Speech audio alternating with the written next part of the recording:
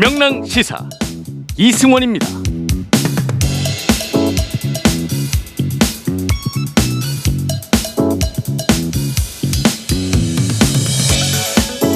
국민의힘 정진석 의원이 드루킹 사건에 대한 문재인 대통령의 사과를 요구하며 1인 시위를 벌였습니다.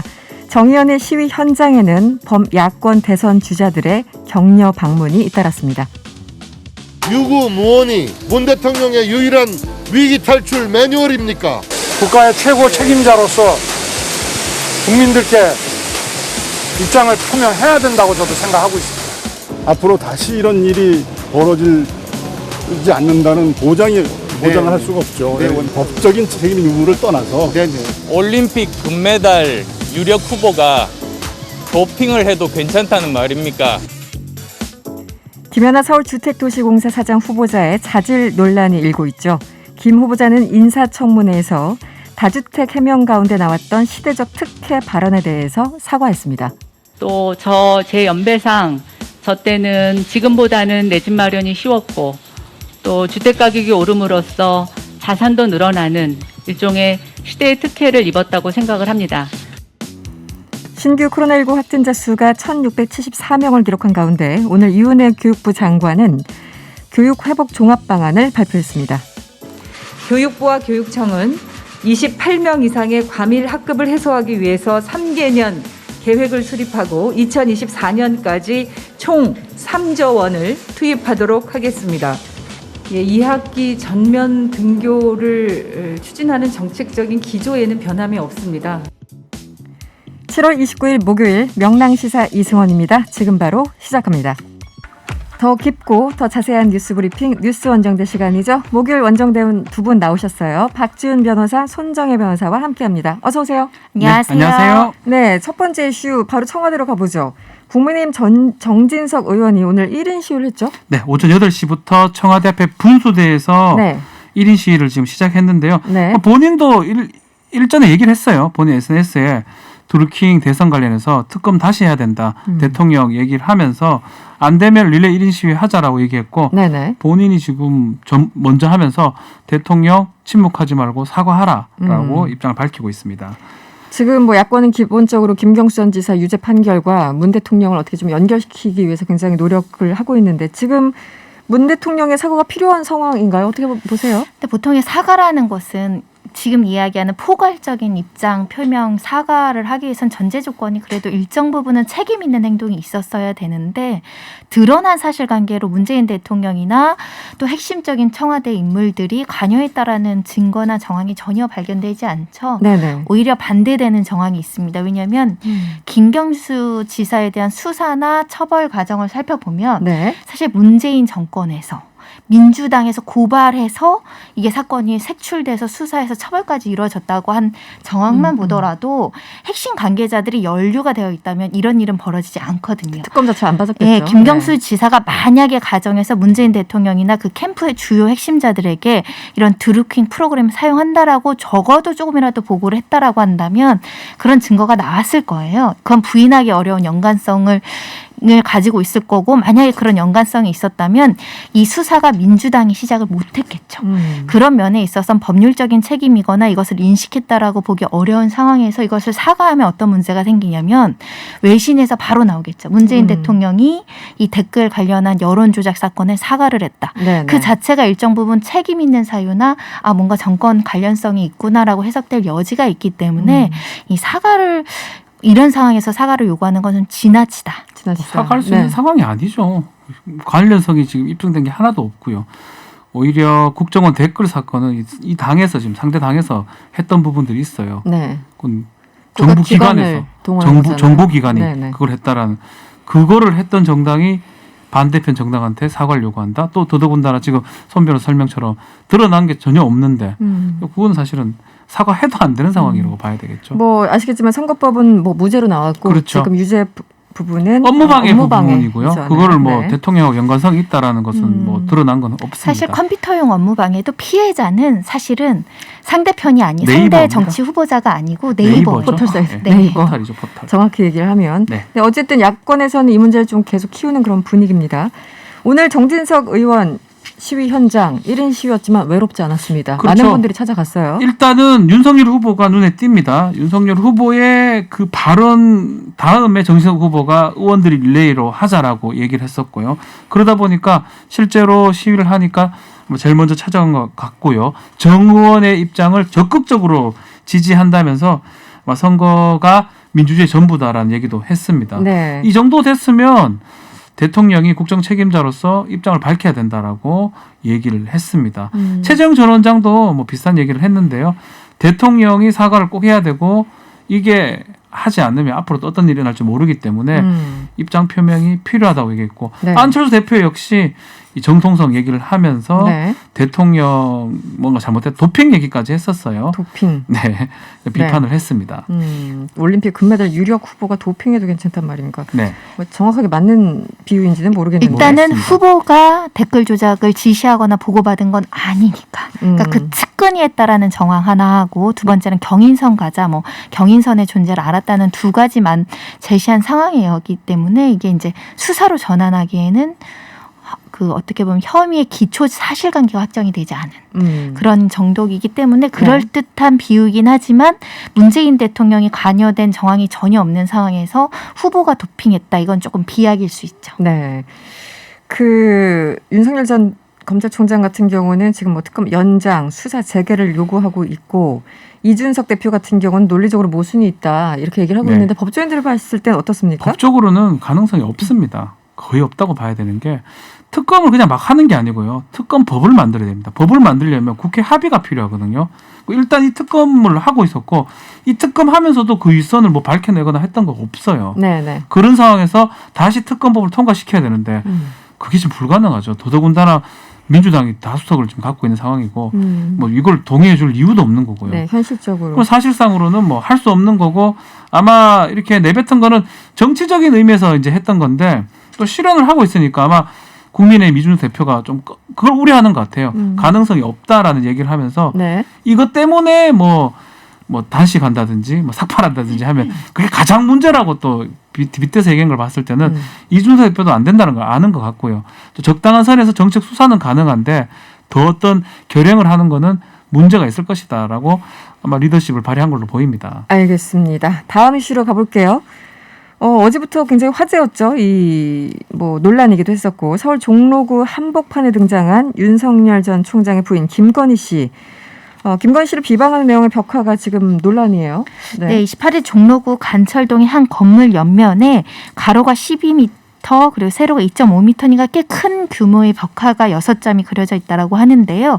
제목이 이제 줄리의 남자들 그리고 2000년, 2005년, 2006년, 2006년 뭐 이렇게 숫자를 적고 그 옆에 이제 직업들을 적었죠. 의사, 회장, 검사, 뭐 아나운서 이렇게 적혀 있다라고 하는데 줄리의 꿈, 영부인의 꿈이란 글과 함께 한 여성의 얼굴은 이제 그 금발머리라고 하죠. 이렇게 그렸는데 이게 이제 특정인을 비하하고 조롱하는 거다.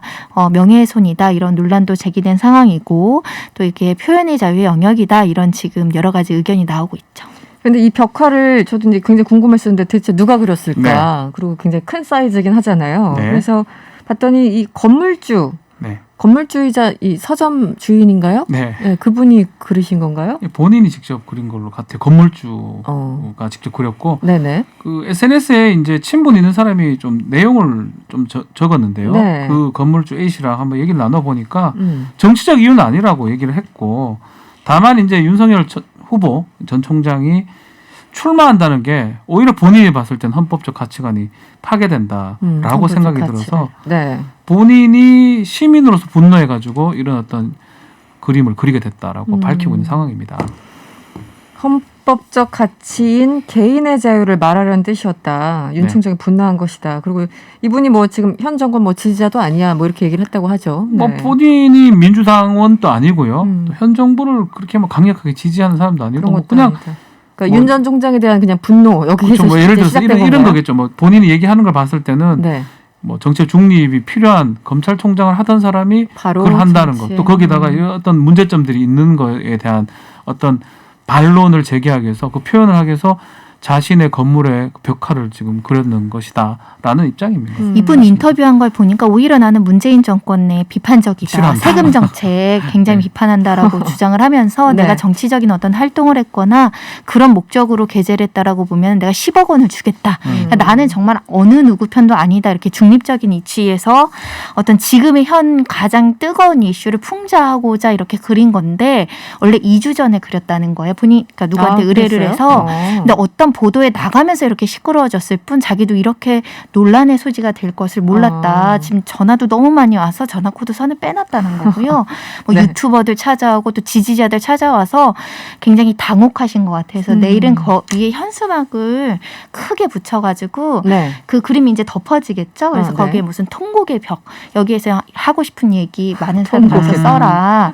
그렇게 이제 네. 정리를 한다라고 합니다. 이분 어쨌든 근데 사실은 뭐 정치적인 목적인 아니었던 것 같아요. 지금 본인이 계속 그렇게 주장하는 거 봤을 때는 그렇다면 이게 표현의 자유가 뭐가 자기 이제 자기 건물이잖아요. 자기 건물에 자기가 벽에다가 그림 그렸는데, 그러니까 저는 그렸기도 기본적으로 하고. 두 분이 이제 변호사시니까 그래서 선 변호사님 이게 명예훼손죄로 이제 고소를 할 것인지 윤 전 총장 측 검토하고 있다고 하는데 이분은 반론이 아니 그 줄 사실 아니라며 사실이 아닌 건데 무슨 명예훼손이냐 이렇게 지금 논리를 전개하고 있거든요. 어떻게 보십니까? 근데 저는 이거 고소하지 않았으면 좋겠다는 의견을 갖고 있지만 그래도 명예훼손의 성립 가능성 배제하기는 어려워요. 왜냐하면 어렵다. 줄리는 네. 그 김 씨가 인터뷰를 하면서 줄리 공방이 그 사람을 특정하고 있잖아요. 그 거기에 남자들이라고 이야기하는 이 인터넷상에서 계속 특정. 떠도는 그런 얘기, 음모, 뭐 허위 소문이다 이런 얘기가 있는데 이게 사실이더라도 명예훼손 될 수 있기 때문에 어찌됐든 명예훼손의 의도가 전혀 없다 이렇게 보이진 않아서 네.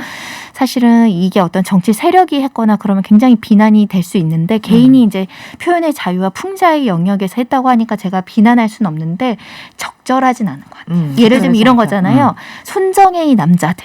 그래서 제가 사귄 남자를 쫙 거론했다. 뭐 물론 저는 이제 정치인이 되거나 영부인이 될 일은 전혀 없겠지만 그래도 모르죠. 이거는 어떤 사생활의 영역인데 지나치게 부각하려는 차라리 윤 총장을 그렇게 풍자를 해놨다. 그러면 이제 정치 만평 같고 훨씬 더 재밌었을 수도 있고 이런 논란에서 좀 자유로울 수 있는데 그 여성이 가족이기 만난 때문에. 남자들이라는 게 여성 혐오를 부추기거나 과거에 대한 그런 부적절한 잣대를 야기할 수 있는 거 아닌가 하는 생각해보죠. 절반은 공감을 하면서 이런 측면은 또 있는 것 같아요. 어때요? 네. 계속 얘기했던 부분이에요. 줄리라는 용어를 누가 꺼내냐 안 꺼내냐인데 본인이 이제 꺼내버려서 아니라고. 그렇죠. 본인 만약에 직접 이걸 안 아니라고. 꺼냈다면 이거는 명예훼손 될 가능성이 아주 높고요. 음. 명예훼손뿐만 아니라 언론에서 다루기도 부담스럽습니다. 그렇죠. 네. 근데 지금 본인이 줄리 아니라고 얘기를 했기 때문에 공식적으로 다뤄도 될 부분이고 그런 측면은 고려가 될 겁니다. 네. 명예훼손 될 것 같기도 하지만 네. 한편으로는 본인이 얘기를 했기 때문에 네.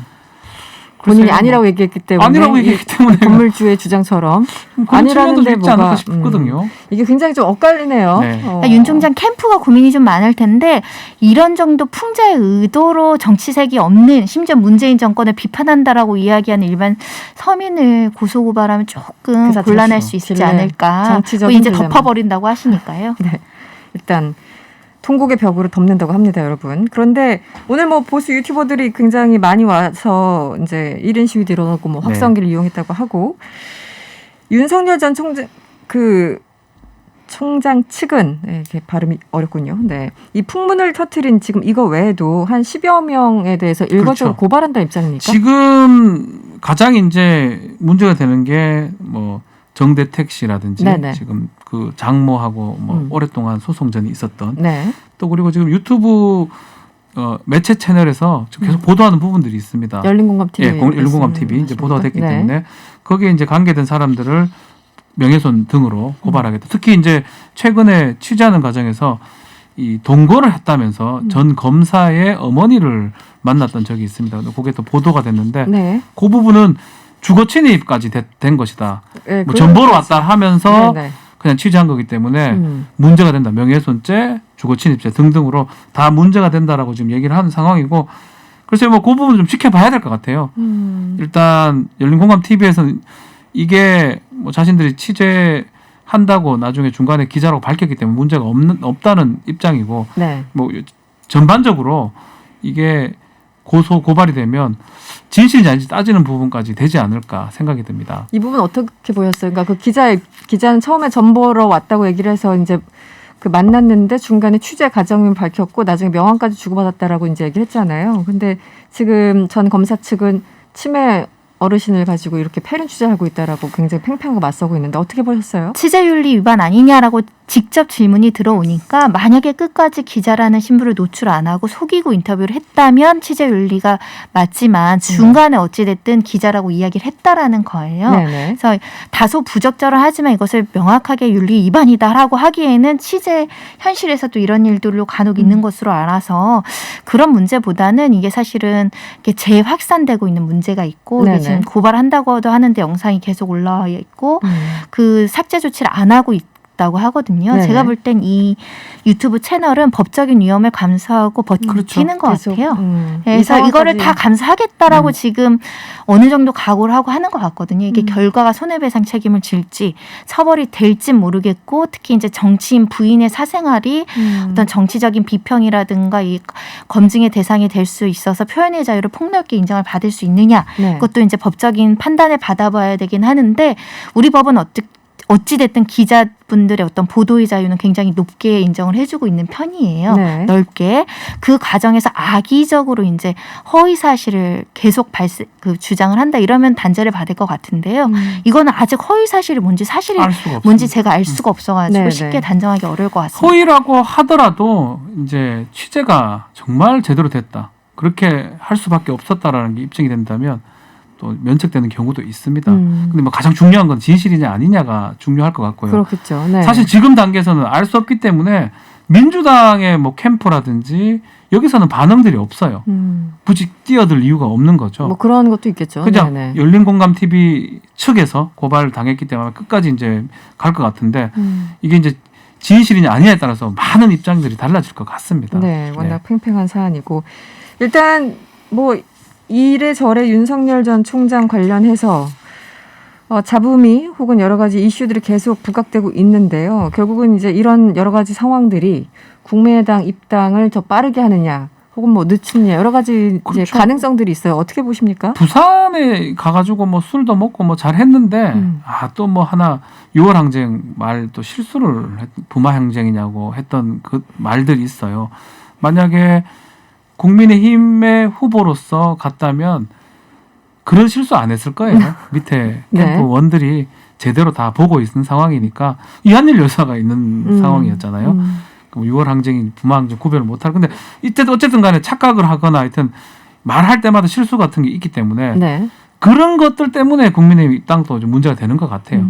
그래서 이준석 대표 입장에서는 빨리 돌아라. 8월 달 안에 돌아야 된다라고 얘기하면서 본인 휴가 기간 말고 돌아라. 본인 휴가가 8월 9일부터 13일이 된다고요? 둘째 주, 셋째 주.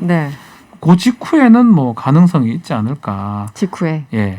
생각이 듭니다. 그런데 최근에 뭐 오늘 보도가 나왔습니다만 사실은 윤석열 전 총장과 김종인 전 비대위원장이 이미 만났다더라. 지난 4일인가요? 하여튼 비공개로 만났던 것 같고.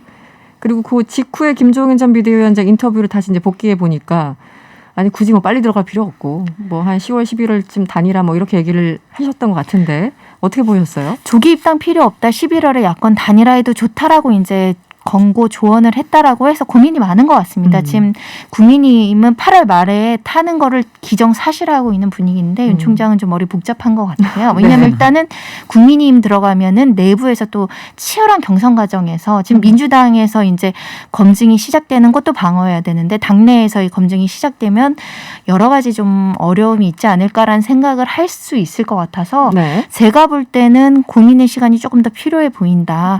하지만 달리 방도가 없으면 어찌됐든 국민의힘과 손을 잡을 수밖에 없다 보입니다. 뭐 최근까지는 거의 뭐 임박한 것처럼 기사들이 많이 나와가지고 좀 헷갈리는 부분이 있는데 곧 결론이 나겠죠? 더 늦춰지진 않지 않을까? 왜냐하면 뭐 지금 이준석 대표가 제명해버린다 그랬거든요.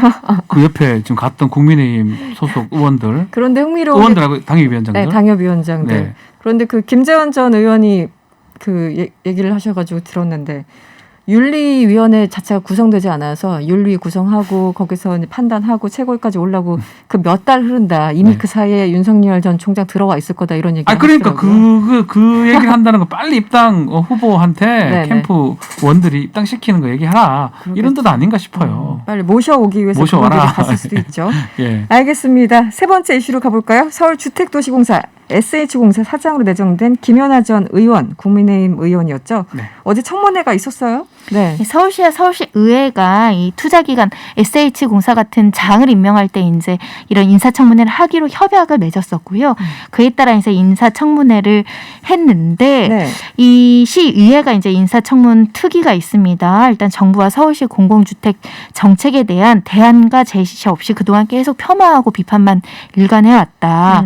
그리고 SH공사의 정책 현안에 대한 이해와 설득력 있는 미래 비전을 찾을 수 없다라고 관련해서 부적격. 그 의견으로 경과 보고서를 의결했습니다. 네.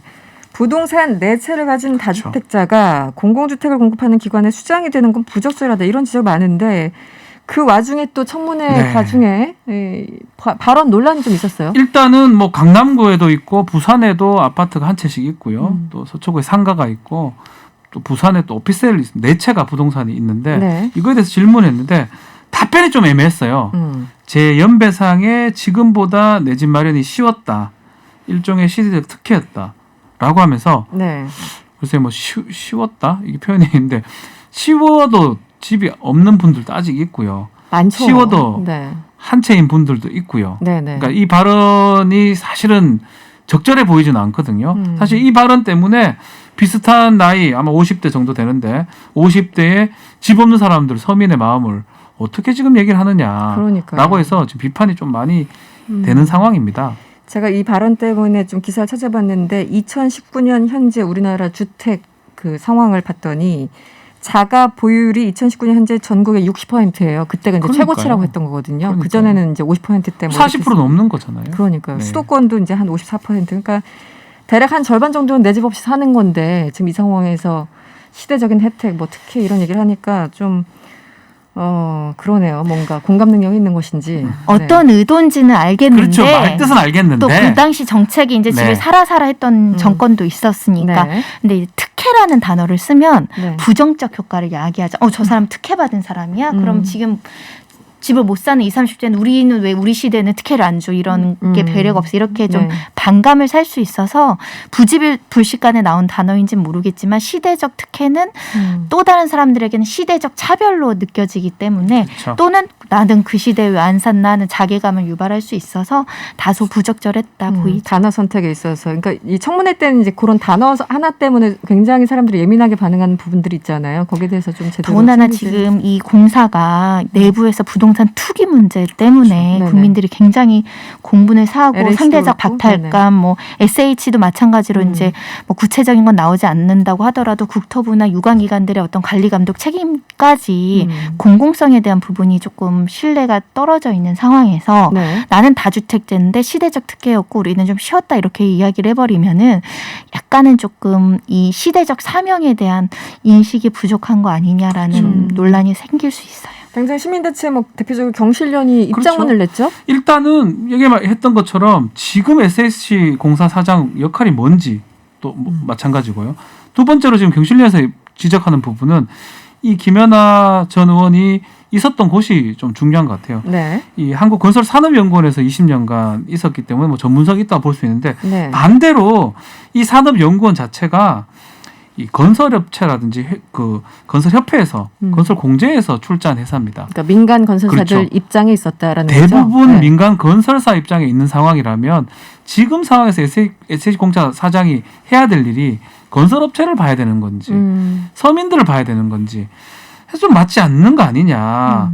뭐 그 철학 자체가 맞지 않을 거 아니냐라는 라는 게 경실련의 입장이고 그렇기 때문에 부적합하다고 얘기를 좀 하고 있는 상황입니다. 결국은 오세훈 서울시장 이게 아무리 이제 부적격 판단을 냈어도 결국 서울시장 결정하는 거 아닌가요? 손정혜 여사님? 서울시장의 책임이기 때문에 일단은 만약에 실제로 임명되고 활동을 했는데 성과가 없거나 좀 약간 다른 방향으로 가서 시장에 좀 혼선을 준다고 한다면 서울시장이 정치적인 책임을 져야 되죠. 그걸 이제 감안해서 서울시장이 임명을 할 것이라고 저는 보여서 이거 철회해라 이런 목소리도 지금 이재명 지사가 하고 있지만 철회는 쉽지 않습니다. 왜냐하면 이 내체를 가지고 있는데 뭐 위법한 행위를 했다거나 네네. 뭐 예를 들면 정말 투기꾼 같은 행태를 보이지 않는 이상 이 내체 보유만으로는 임명 철회를 할 수는 없고요.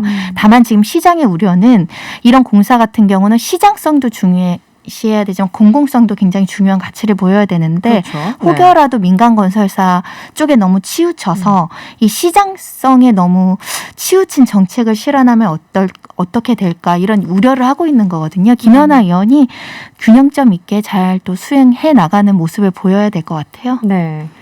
알겠습니다. 어쨌든 서울시장이 결론을 낼 것 같고요. 뭐 통과되지 않겠느냐 이런 전망도 있던데 이제 좀 더 통과하겠죠. 네. 보시죠. 네. 네, 뉴스 원정대 오늘 여기서 마무리할게요. 지금까지 박지훈 변호사, 손정혜 변호사와 함께했습니다. 오늘 고맙습니다. 감사합니다.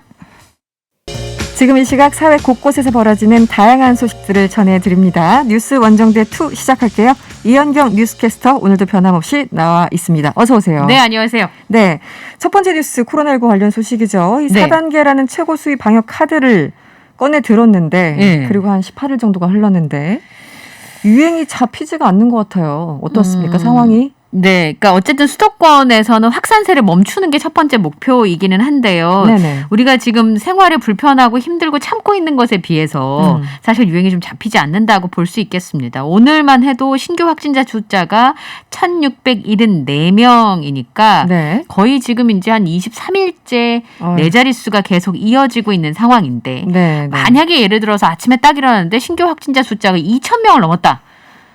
심리적으로 너무 그러니까 심리적으로 너무 위축돼요. 우리 모두가 너무 지치게 되는 그런 상황인 거죠. 1년 반 이상 지금 코로나 팬데믹 상황에서 우리가 견뎌오고 있는데 그게 이제 효과가 없다라고 하는 게 문제잖아요. 예전에는 이제 1, 2, 3차 유행 때는 한 2주 정도 거리 두기를 하면 실제로 숫자가 좀 줄어드는 측면이 있었는데 요즘에는 델타 변이 바이러스가 너무 빨리 감염이 되기 때문에 일부 보도를 보면 왜 등 돌리고 같은 데서 식사를 했는데 감염이 됐다. 맞아요. 이런 거 보셨잖아요. 화장실에 뭐 몇 분 스쳤는데 뭐 감염이 됐다. 이제 이런 변이 바이러스 때문이다라고 하는 부분들이 좀 이유가 있는 것으로 보여집니다. 그래서 전문가들이 이제 어제 방역당국에서도 다음 주까지 거리두기 4단계를 계속 진행을 했는데 그런데도 확산세가 꺾이지 않으면 좀 더 강력한 방역 조치를 검토하겠다라고 얘기를 했습니다. 그래서 전문가들도 지금 이거보다는 좀 더 높은 단계의 조치를 준비해야 되는 거 아니냐? 준비. 네, 마음의 준비는 일단 해놔야 있습니다. 되고 여러 가지 준비를 해놔야 되는데 뭐 일각에서는 뭐 전국적으로 다 4단계로 올려야 된다는 얘기도 있고 뭐 록다운 얘기도 나오고 있고 지금 다양한 얘기들이 나오고 있죠. 그러니까 지금 우리가 할 수 있는 방법은 두 가지예요. 서로 만나지 않는 거. 그다음에 또 하나는 백신을 빨리 맞는 거. 근데 둘 다 지금 여의치가 않은 상황이잖아요. 우리가 생활을 다 내려놓을 수가 없는 상황이기 때문에 지금 사회적 거리두기 4단계는 굉장히 철저하게 틀어막고 있는 상황인데 지난주에 델타 변이 검출이 51%를 기록했어요. 51% 거의 이제 대세네 대세. 그러니까 우세종이 됐다 이렇게 봐야 되는 상황이고 그것도 이제 지난주 거니까 이번 주에 더 많아졌을 수 있고요. 지난달하고 비교해 보면 3.3%였어요. 지난달에. 그러니까 이 속도가 너무 빠르다라고 하는 걸 볼 수 있는데 문제가 뭐냐면 지금 두 가지로 나눠볼 수 있는데요. 수도권 같은 경우는 일상 감염들이 많아지고 있어요. 그러니까 가족 내 접촉이라든지 아니면 직장 내 접촉이라든지 하는 부분들이 좀 많아지고 있어서 그 방대본에서 지난 18일하고 24일의 확진자들의 전파 경로를 분석을 해보니까 절반 이상이 선행 확진자를 접촉을 통해서 이제 확진이 된 경우가 많이 있었습니다. 그런데 비수도권은 양상이 좀 달라요. 비수도권의 경우에는 집단 감염이 많다는 게 이제 지금 나온 결과거든요. 계산을 해보면 비수도권이 그 수도권보다 이런 집단 감염이 3배 많다라고 하는 결과가 나왔거든요. 그렇다. 예.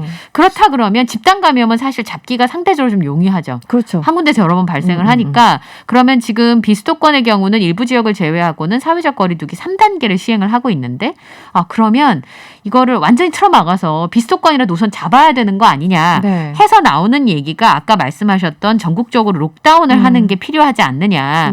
뭐 심지어는 자정부터 새벽 4시까지 통행을 금지하는 강력한 조치가 필요하고 재택근무를 전면적으로 시행을 해야 된다.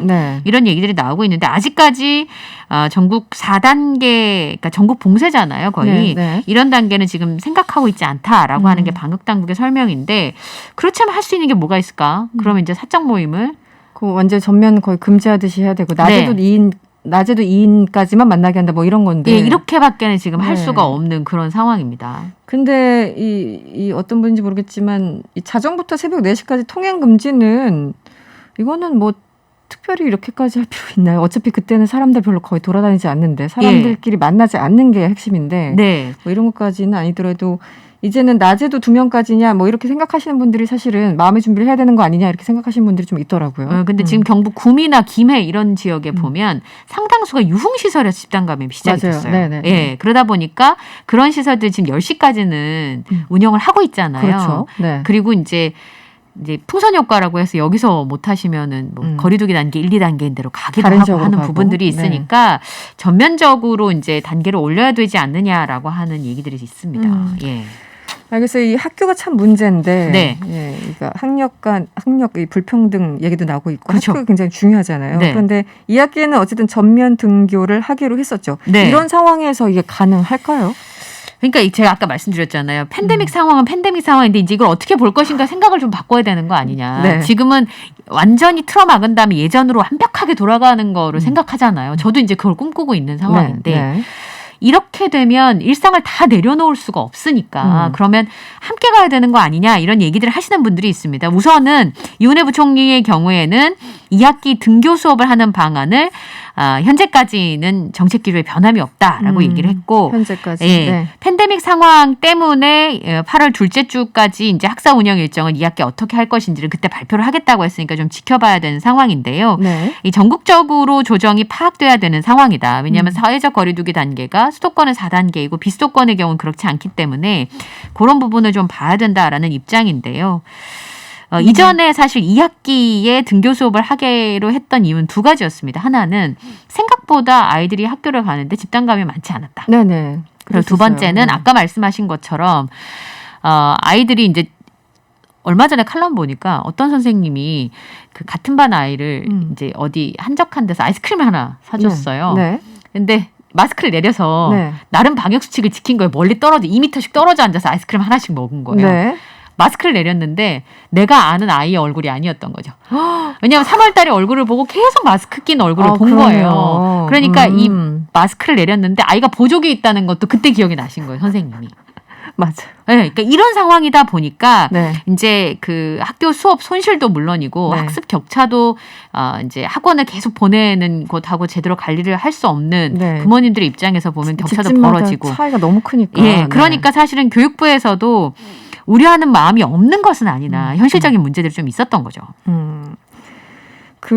저도 이제 가끔 주변에 뭐 이렇게 커피 같은 거 사러 가잖아요. 근데 그 새로운 이제 알바생들 예전에 얼굴 다 익히고 인사하고 막 이랬었는데 지금 얼굴을 도저히 모르겠는 거예요.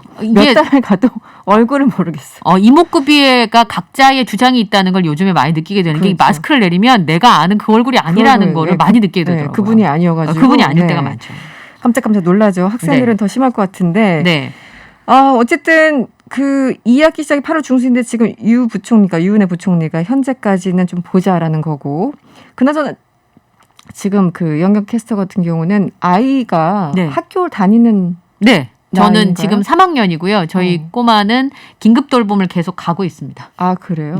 그러면 아이는 지금 집에 뭐 마찬가지겠지만 집에 있는 거 굉장히 답답해 할 거잖아요. 그렇죠. 그래서 토요일, 일요일이 되면 고민이 너무 깊은 거예요. 그러니까 집에 있으면 뭐 TV를 틀어주거나 해야 되는데 네. 계속 같이 놀아줄 수 없으니까 네네. 그것도 좀 어렵고 네. 그리고 아이가 운동량이 너무 적어서 네네. 바깥에 나가려고 해도 갈 만한 곳이 별로 없어요. 맞아요. 갈 데가 없다고. 네, 그래서 공원 한 바퀴 돌고 동네 한 바퀴 도는 게 이제 일상이 되어 있는데 이제 이러다 보니까 엄마들도 이제 고민이 좀 깊어지는 거죠.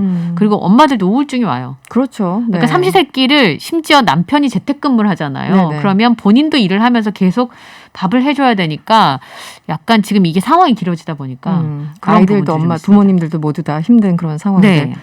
알겠습니다. 지금 그 교육 당국의 입장이 변하지 않는 환경이 만들어지기를 기도할 수밖에 없겠고요. 다음 네. 이슈로 넘어가 볼게요. 네. 오늘 관련해서 오늘 오후 6시까지 전국에서 1,403명이 확진됐는데 어제보다 84명이 많은 수치라고 합니다. 네.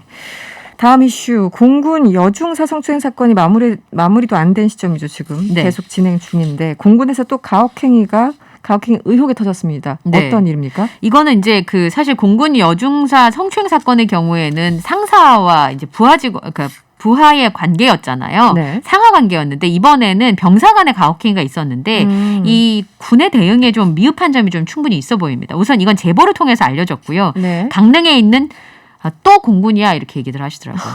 또 공군이. 예, 네네. 공군 제18 전투비행단 공병대대에서 네. 생활관 내에서 병상 간의 집단 폭행, 가혹행위, 성추행이 제보가 들어왔습니다. 그래서 군 인권센터에서 확인을 했다고 하는 건데요.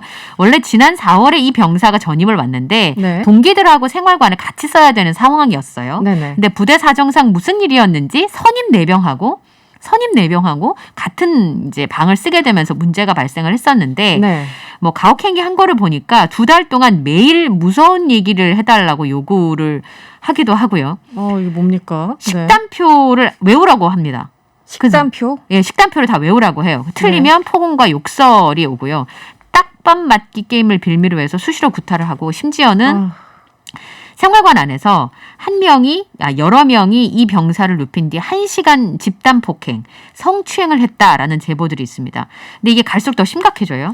6월에는 일과 시간이 끝난 다음에 부대에 용접가스 보관 창고가 있습니다. 거기에 네. 갇혀가지고 선임병들로부터 폭언을 들었는데 내용이 어마어마합니다. 네가 잘못한 게 많아서 갇히는 거다. 네. 네가 죽었으면 좋겠다. 이런 이렇게 얘기를 했다는 했다고요? 거예요. 그리고 가스가 보관된 창고 안으로 불을 붙인 박스 조각을 던지거나 그리고 창고 문 펜스 틈 사이로 자물쇠를 따서 나오라고 시키는 이런 행위들을 했다고 합니다. 심지어는 전투화에다 알코올 소독제를 뿌리고 불을 붙이거나 야외에서 춤을 추라고 강요를 하는 등 넉 달간의 이런 어마어마한 일들이 계속 이어졌고요. 끝내는 부대 군사경찰대대에 신고를 했고 2번에 걸쳐서 피해자가 조사를 받은 것으로 알려지고 있습니다. 이 사람들은 뭐 하는 사람들입니까? 근데 어떻게 보통 이런 일을 이게 제가 얘기 들어보니까 학교 폭력도 그렇대요. 처음에는 그냥 말로 괴롭히 약한 걸로 시작을 했다가 끝내는 이 가혹행위가 아까 말씀드렸던 이런 폭행과 성추행까지 이렇게 강도가 세지는 과정을 밟게 되는데 지금 이 경우도 그래 보입니다. 상황이. 근데 넉 달 동안 신고를 좀 일찍 했었어야 되는 건데 물론 여러 가지 뭐 두려움이 있어서 그렇겠지만 넉 달 동안이면 너무 심각한 상황 아닌가요? 네. 일단 그 여중사 성추행 사건 때 가장 빨리 선제적으로 조치를 취해야 되는 게 이제 피해자와 가해자를 분리하는 당연하죠. 분리 조치지 않습니까? 네. 그때는 분리조차 하지 않았고 그래서 2차 뭐 협박 가해 등이 있었는데 이번에는 어땠습니까? 그러니까 일단 조사는 이루어지고 있습니다만 신고 전후에 부대 내 조치가 미흡했다 이렇게 봐집니다. 네. 군 인권센터에서 설명한 바에 따르면 아까 왜 빨리 신고를 안 했을까 그 말씀하셨잖아요. 네네. 피해 병사가 이제 공병대대 소속인데 네. 대대장이 가혹행위가 있더라도 신고하지 말고 간부를 찾아와라 이렇게 종용을 했다고 합니다. 아 그래요? 예, 지금 뭐 국방부에서 무슨 콜 그다음에 본인을 익명으로 블라인드 앱처럼 네네네. 신고할 수 있는 앱을 쓰겠다 뭐 이런 얘기가 나오고 있는데 그런 개선 방안이 전혀 아예 뭐 신고 창구 자체가 막혀버린 그런 상황이고요. 아까 말씀하신 것처럼 견디지를 못하고 군사경찰대대에 선임병들을 신고를 했습니다. 근데 분리조치가 이루어지지 않았어요. 네. 생활관만 바뀌고요. 같은 대대, 같은 중대 소속이라는 것도 변함이 없고 식당을 가면 마주치게 된다고 합니다. 그러니까 가해 선임병들이 좋은 시설에서 이제 좋은 시설의 생활관으로 가게 돼 더 좋다. 네가 힘들어할 때마다 나는 기쁘다. 이런 2차 가해들이 계속 있었던 것으로 전해지고 있습니다. 그래서 이 부대 간부들이 네.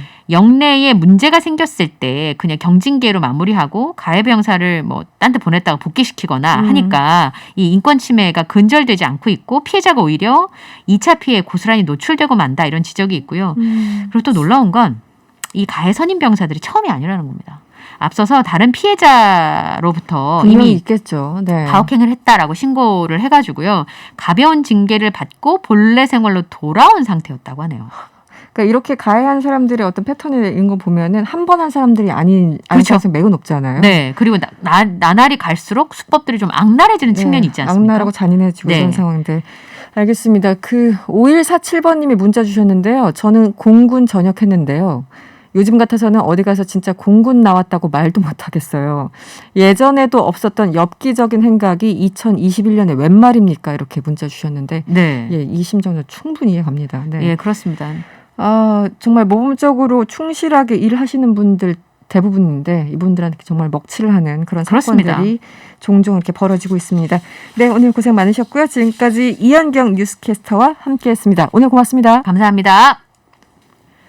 네, 1, 2분이 여기까지고요. 잠시 후 3부에서는 쿠팡츠 협회장 만나서 요즘 라이더 분들 어떤 상황이신지 직접 인터뷰를 해보려고 하고요. 또 말말말 시간에 MC 장원 씨와 정상근 기자가 준비하고 있습니다. 여러분 어디 가지 마시고요. 3부에서 뵐 텐데요.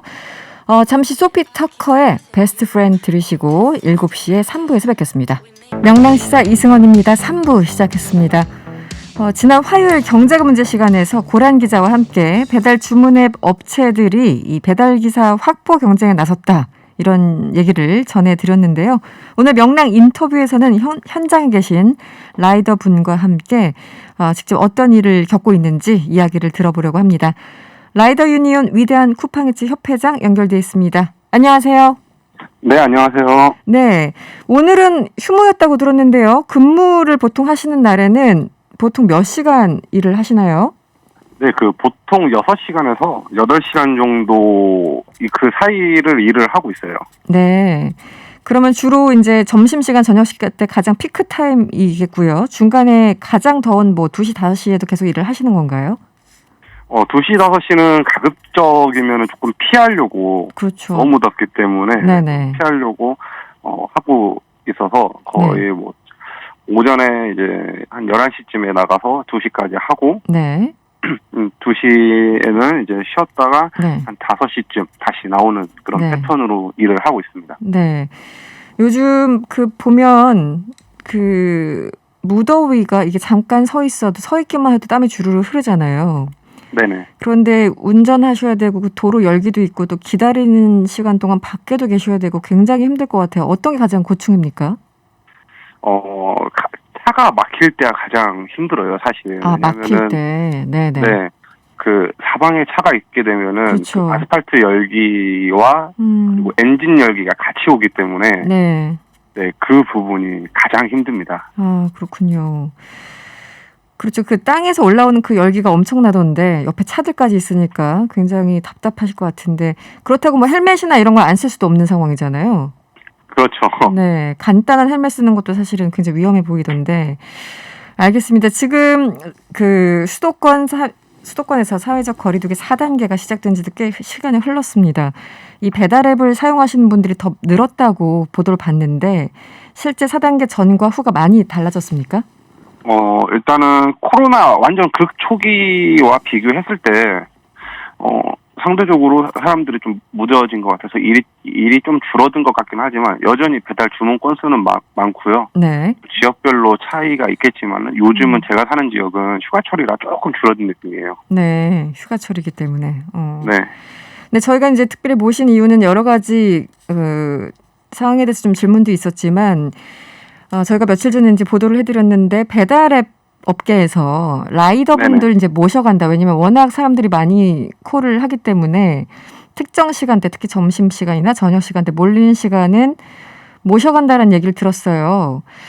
그래서 실제 그런 일들이 벌어지고 있는 건지 이벤트도 있다고 하는데 배달의 민족인가요? 네, 실제 어떻습니까? 확실히 지금 서로 이제 라이더들을 데리고 가려고 자기 이제 자기들 회사 플랫폼을 이용해서 일을 시키기 위해서 뭐 경품도 걸고 뭐 프로모션도 걸고 하는 상황이고요. 네. 그에 따라서 확실히 운송 수단도 다양해지고 네. 네. 심지어는 부업으로 하시는 분들이 상당히 많이 늘어났어요. 아, 부업으로. 네. 네. 그래서 결과적으로 이제 이 일을 실례지만 얼마나 오래 하셨어요? 저는 이제 3년째 됐고요. 이제 원래 처음에는 일반 배달대행에서 하다가 지금은 이제 쿠팡이츠를 이제 많이 하는 편이죠. 그럼 코로나 이전부터 일을 하셨으니까 더 비교가 쉬워지실 것 같은데. 네네. 실제 콜도 늘고 그러다 보니까 벌이도 많이 좀 늘었습니까? 실례되는 질문이지만. 늘었다라고 하면 늘었는데, 근데 이제 그만큼 많은 분들이 유입이 되었기 때문에. 네, 그러니까요. 경쟁이 그러니까 경쟁이라 표현하면 좀 그렇지만, 라이더분들이 과거보다 더 많이 늘었기 때문에 그 안에서 어쨌든 경쟁이 좀 치열할 것 같기도 하고요. 네, 그렇죠. 그렇기 때문에 뭐 실질적으로 막 드라마틱하게 늘었다, 뭐 이렇게는 말 못할 것 같아요. 아, 그렇군요. 네. 일부 기사를 보니까 뭐 경품이나 이벤트를 일부 배달앱에서 이제 한다고 하는데 실제 그 당첨돼서 굉장히 좀 행복해하시는 분을 직접 보신 적이 있습니까? 아니요, 제 주변에도 없고요. 저도 당첨 운이 없어서 그런지 안 되더라고요. 그게 많이 일을 한 사람일수록 뭐 이렇게 쿠폰처럼 당첨될 가능성이 높다고 제가 얘기를 들었는데 또 일부 보도를 보니까 그 이벤트가 진행 중이지만 실제 누구한테 혜택이 갔는지 모르겠다라는 보도도 봤거든요. 실제 어떠신 것 같으세요?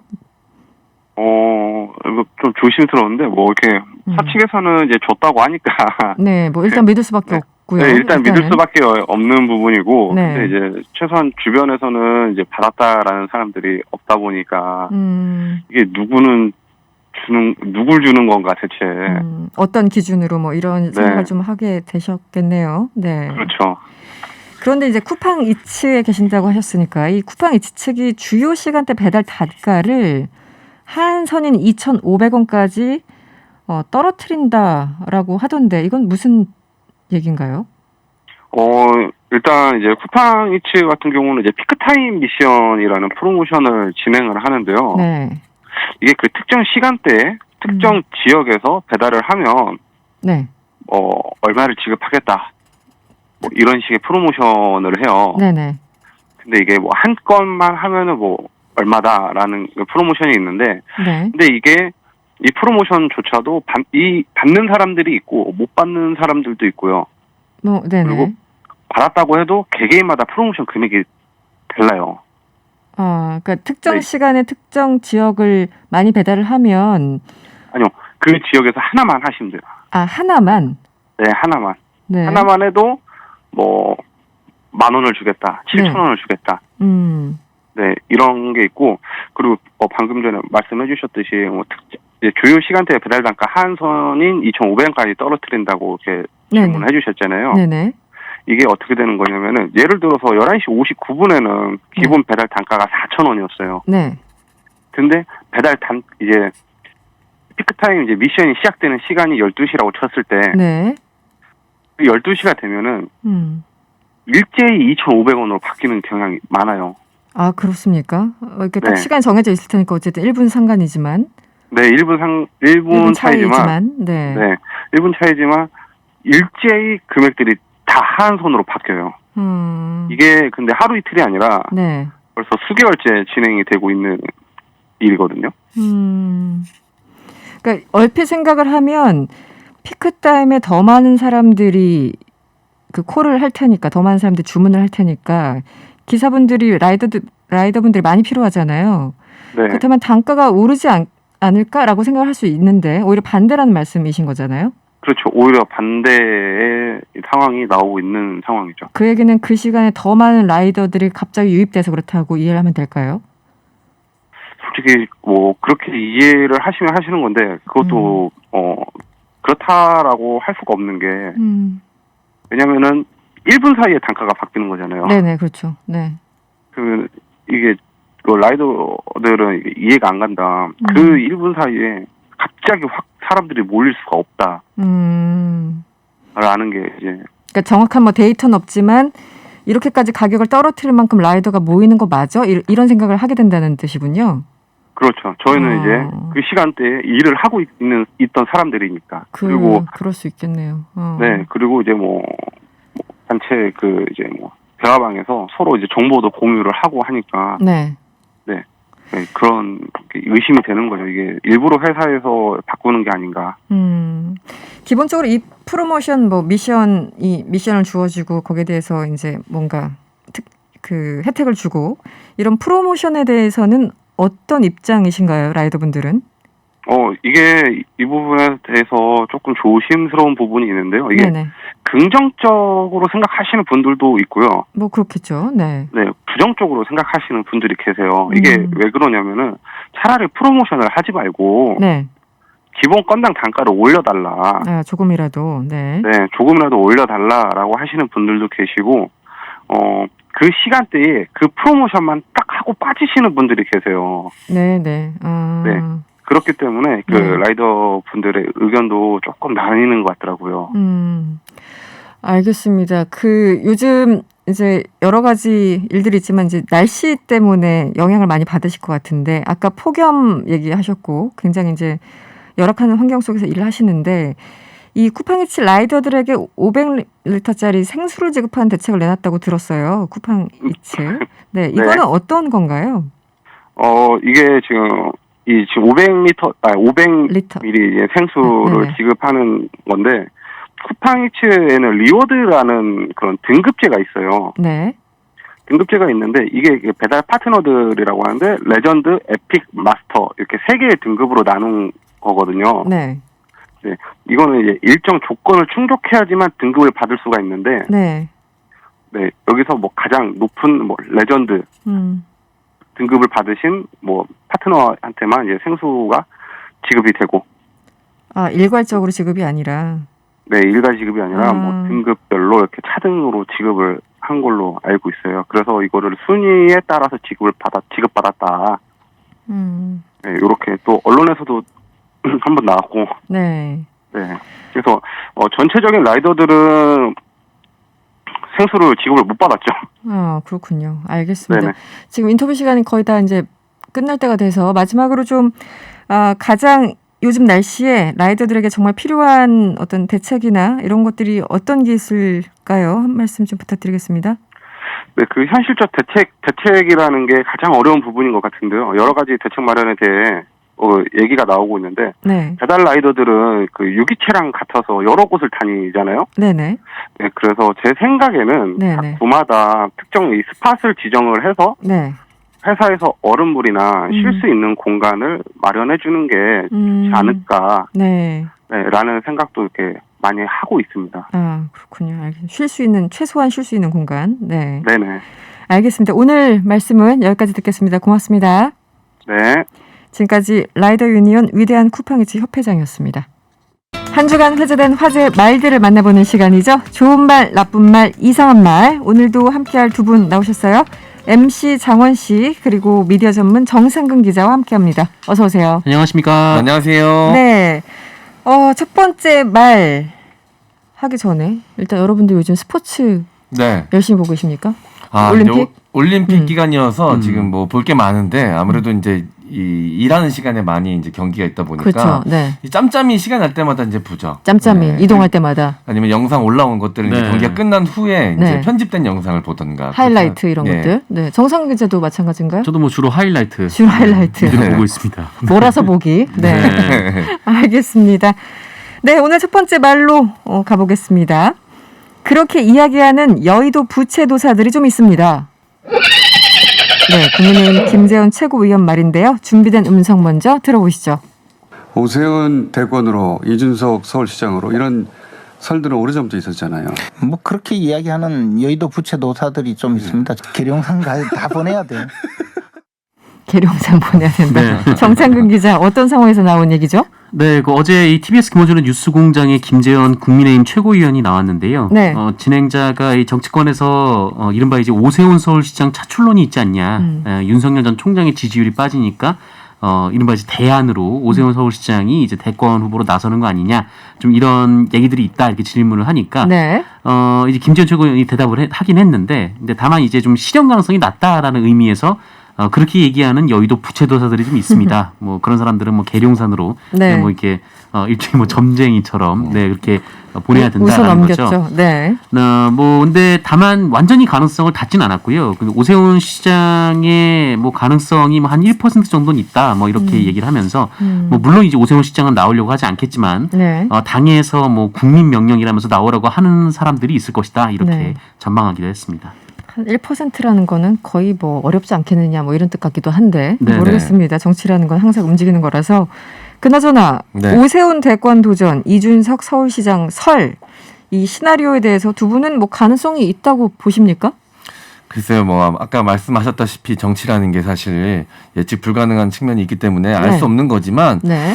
사실 이거는 오세훈의 대권 도전은 그 본인보다도 윤석열 전 총장에게 달려 있지 않을까라는 생각이 좀 드네요. 네네. 윤석열 전 총장이 이제 12월 정도쯤에 지지율이 얼마나 나오느냐에 따라서 분위기가 좀 국민의힘 경선이 이제 8월에 시작이 되니까 그때쯤 되면 이제 마무리가 되고 있을 텐데 경쟁률이 좀 떨어진다, 네. 이 지지율이 좀 떨어진다 싶으면 새로운 후보가 필요하다는 얘기가 분명 나올 거고, 그렇겠죠. 그렇게 되면 오세훈 시장 이야기도 반드시 언급이 되겠죠. 분위기가 또 형성이 되면 지금은 싫어도 그때 가서 또 주변에서 오세훈이 나올 때다 뭐 이런 이야기를 듣다 보면 또 사람이 생각이 바뀔 수도 있는 거 아닐까라는 생각이 들기도 합니다. 뭐 마음은 있겠죠. 마음은. 네. 네. 어쨌든 그 오세훈 대권 도전, 이준석 서울시장 설, 정상근 기자는 이 가능성을 어떻게 보세요? 뭐 오세훈 서울시장이 일전에 이제 서울시장 자리에서 내려왔다가 그 이후로 이제 정치 인생에 굉장한 위기를 맞이했기 때문에 10년을 그랬죠. 네. 트라우마가 이 뭐 쉬운 선택은 아니지 않을까 싶긴 하지만 네. 뭐 그래도 이제 뭐 정치의 무조건이라는 건 없으니까요. 100%는 없으니까. 네. 어쨌든 이 국민의힘 쪽에서 뭐 그동안 이제 선거가 치러질 때마다 번번이 지지 않았었습니까? 근데 네. 이번 재보궐선거에서는 어쨌든 좀 당내 주자가 없다 뭐 이런 얘기를 계속 듣긴 했지만 어쨌든 당내 주자를 만들어서 결국은 이제 당선시킨 네. 첫 사례가 되니까 그렇죠. 좀 그런 점에서 이제 오세훈 시장이 거론이 되고 있는 것 같습니다. 그러니까 윤석열 총장이 이제 못해야지만 가능한 시나리오인 거잖아요. 네네. 그리고 그 지지율 빠지는 게 홍준표, 뭐 최재형 등등 후보들에게 가지 않는 그 모든 걸 다 전제했을 때의 가능성. 그래서 1% 네. 이렇게 김재현 의원이 최고위원이 얘기를 한 것 같아요. 근데 그 부채도사 어디서 많이 들어본 것 같은데. 지금 모르는 척 하시는 것 같은데요. 분명히 아실 텐데. 네, 아니에요. 지식인 막 검색하고 막 그래가지고. MC 씨. 네. 지식인이 진행자께 물어봐야 될 것 같은데. 부채도사. 네. 한 번에 질문하고 그러지 마세요. 부채도사 어디서 들은 것 같은데요. 설명 좀 해주시죠. 아마 우리 청취자분들 중에서 이제 많은 분들이 좀 기억을 하실 겁니다. 이게 그 유머 1번지라는 프로그램 기억나실 겁니다. 네. 거기에 한 코너였는데요. 1991년에 방영이 됐었던 코너입니다. 이 부채신을 모신다는 이 돌팔이 도사 이야기로 이제 매주 이제 점을 보러 오는 손님들이 계셨던 스토리였는데 이 부채도사에게 이제 코미디언 장두석 씨 굉장히 또 재능이 많으신 분이죠. 노래도 그렇죠. 잘 부르시고 장두석 씨가 부채도사 역이었고요. 뭐 유행어도 있었고 일단 등장할 때 부르는 노래가 굉장히 유명했습니다. 끝까지 모르는 척 하시는 우리 진행자. 예. 자, 실례합니다. 그럼 장두석 씨가 어떻게 하죠? 이승원 씨? 아는데 모르는 척 하시네. 실례하세요. 쏙쏙 들여다보는 부채도사 택이 맞나요? 저는 절대 기억이 안 나는데 그 응답하라 시리즈에서 나오더라고요. 그래서 보셨다? 그런 시절이 있었구나. 뻔뻔하시네요. 이 마스크를 끼고 있어서 그렇지 입술이 들썩들썩 하셨을 거예요. 아마 입으로 리치크를 하고 있었을 겁니다. 예. 맞습니다. 91년이면 제가 중학교 때군요. 알겠습니다. 네. 모를 리가 없네요. 예. 두 번째 말로 얼른 넘어갈게요. 더워서 그랬다더라. 네, 한 족발집 사장의 말인데 뭔가 심상치 않아요. MC 영원 씨 어떤 사연이 있었습니까? 네, 이 사연 전해드리기 전에 먼저 우리 청취자분들께 좀 죄송하다는 말씀을 드려야 될 것 같습니다. 이게 좀 비위가 상하는 이야기일 수가 있어서 먼저 좀 죄송하다는 말씀을 드리고요. 시작을 해보자면 최근 이제 온라인에서 한 남성이 식당에서 일을 하는 한 남성이 물을 담아둔 대야에 발을 담근 채 물을 손질을 하다가 그 대야에 발을 담그고 있는 것도 굉장히 비위생적인 행동인데 네. 물을 다듬던 수세미로 자신의 발까지 닦는 모습이 담긴 영상이 또 퍼져서 논란이 됐습니다. 대야에 발을 담근 것도 모자라서 네. 그 수세미로 자신의 발을 이제 닦았다고. 발을 발 뒤꿈치를 이렇게 어머나. 문지르는 장면이 담겨져 있습니다. 네네. 예, 자, 말씀드리면서도 너무 죄송하네요. 지금 식사 아직 안 하신 분들 혹시 계실까봐. 그러니까 한 배고픈 시간인데. 네. 예, 이 영상을 본 누리꾼들이 이제 정말 한국에서 벌어진 일이 맞느냐라면서 이제 분노를 했는데 오늘 그 해당 식당의 사장님이 인터뷰를 한 게 공개가 됐습니다. 네. 이 방배동에서 족발집을 운영한다는 이 사장님은 해당 남성이 홀을 관리하던 실장이었고 이 영상이 찍힌 날은 주방 일손이 부족해서 처음으로 네. 이 사장의 주장입니다. 처음으로 식재료 손질을 도왔다면서 나중에 이제 논란이 된 영상을 확인하고 직원에게 물어봤더니 어떻게 이럴 수 있느냐라고 물어봤더니 더워서 그랬다라고 답변을 했다고 하고요. 그렇군요. 그 얘기를 네. 듣고 당장 그만두라고 했고 직원은 지난 25일 식당을 그만둔 상태라고 합니다. 저는 사실 영상 못 봤는데 두 분은 어떻게 보셨어요? 네, 저는 봤어요. 네. 그러니까 말로 표현하기도 참 그럴 것 같은데. 네, 맞습니다. 이 영상을 보면 이제 식당 외부에서 이제 이 물을 손질하는 장면인데 그거를 이제 건물 위에서 누군가가 보고 핸드폰으로 영상을 찍은 것처럼 보여요. 네, 그런데 그렇다는 얘기는 이미 그 행동을 인지하고 핸드폰으로 계속 찍었다는 얘기 아니겠습니까? 그러니까 우발적으로 한 번 이렇게 됐거나 아니면은 뭐 잠깐 그런 게 아니라 그 긴 시간 동안 이렇게 물을 세척하는 모습을 다듬는 모습이 좀 보여줬고 처음이 아닐 수도 있다. 라는 또 가능성이 존재하지 않습니까? 왜냐하면 그걸 바로 인지하고 찍기엔 시간적으로 좀 부족할 수가 있으니까. 그러니까요. 그런 것까지 생각하면 저도 이렇게 막 속이 울렁거리고 비위가 상하는데 혹시라도 이 식당을 이용했던 적이 있는 손님들이 이 영상을 보면 얼마나 충격을 먹을까라는 생각이 들더라고요.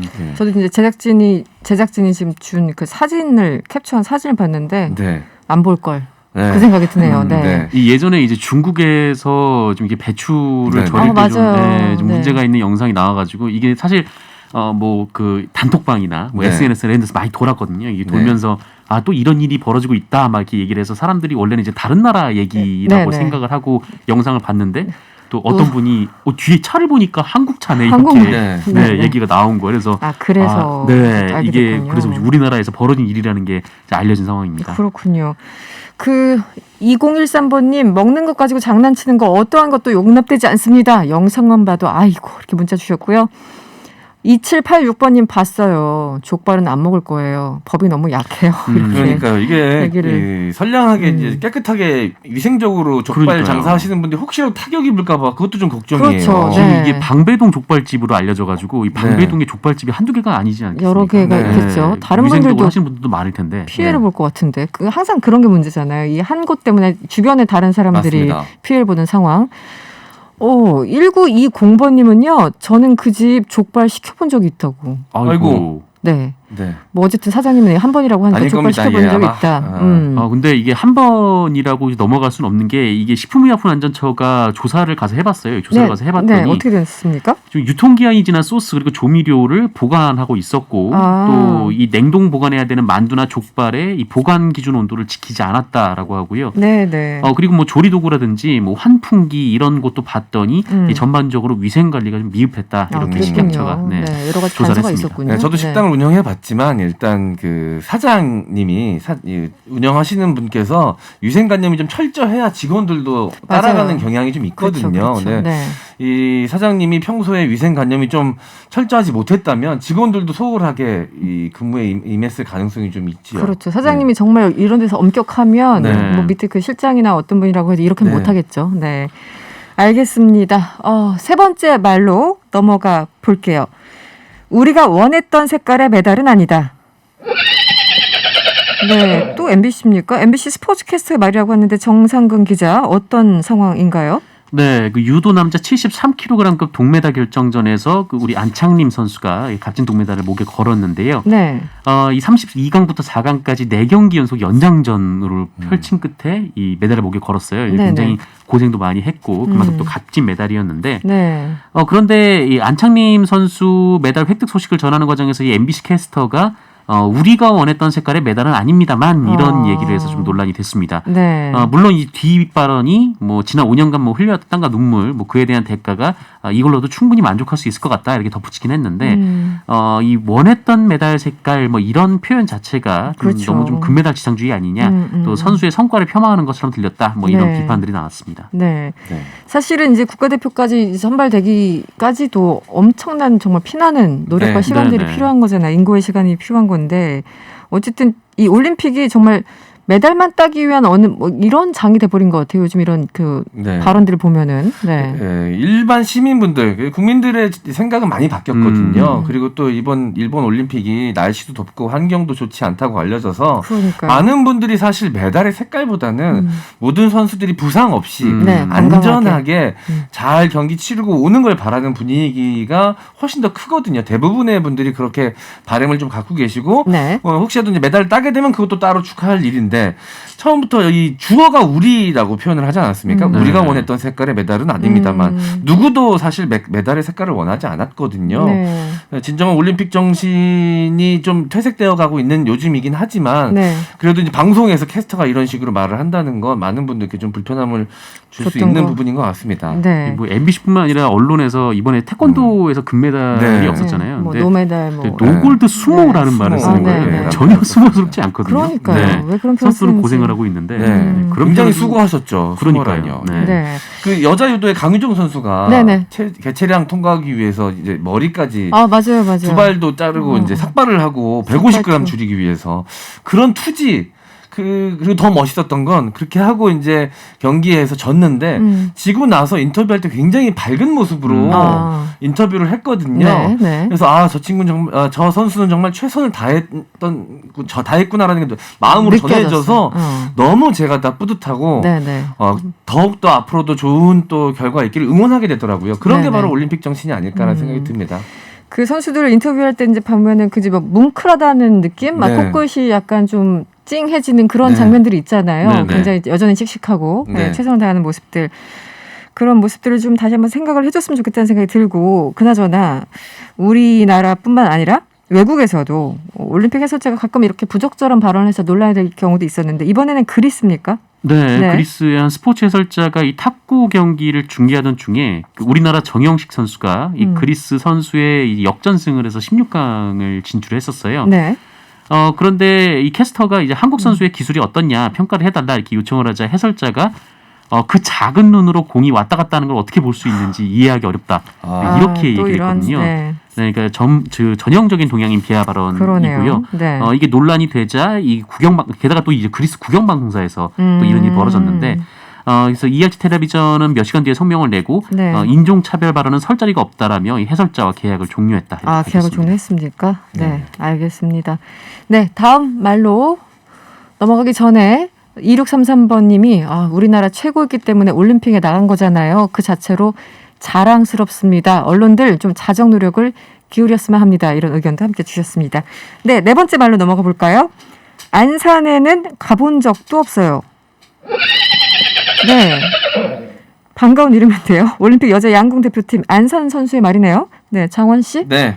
지난 25일 이제 여자 양궁 단체전 결승에서 우승한 안산 선수가 인터뷰에서 혹시 안산시 홍보대사를 할 마음이 있느냐라는 인터뷰 질문에 네. 안산은 가본 적도 없어요라고 대답을 해서 이제 웃음을 줬습니다. 그러네요. 네. 이 경기도 안산의 지명과 이름이 같아서 지난 24일 남녀 양궁 혼성전에서 금메달을 딴 직후에 이제 이 안산역 유리문에 명궁 안산 선수 김재덕 선수 2020 도쿄올림픽 1호 금메달을 진심으로 축하합니다라는 내용의 메시지가 붙었는데 이게 인터넷으로 밈이 됐어요. 그래서 제목이 붙어가지고 돌아다니는데 제목이 재밌습니다. 어떤 거죠? 옛날에 그 개그 코미디 중에 유상무상무상 같은 느낌 있지 않습니까? 네. 그처럼 안산 선수 안산에 안 사는데 안산에 있는 안산역 안산역장이 안산 선수 축하해 줌 이렇게 제목이 되고 인터넷에서 이제 회자가 될 될 정도로 지금 밈이 되었는데 안산시도 이제 안산 선수의 집에 꽃과 메시지 카드를 보냈습니다.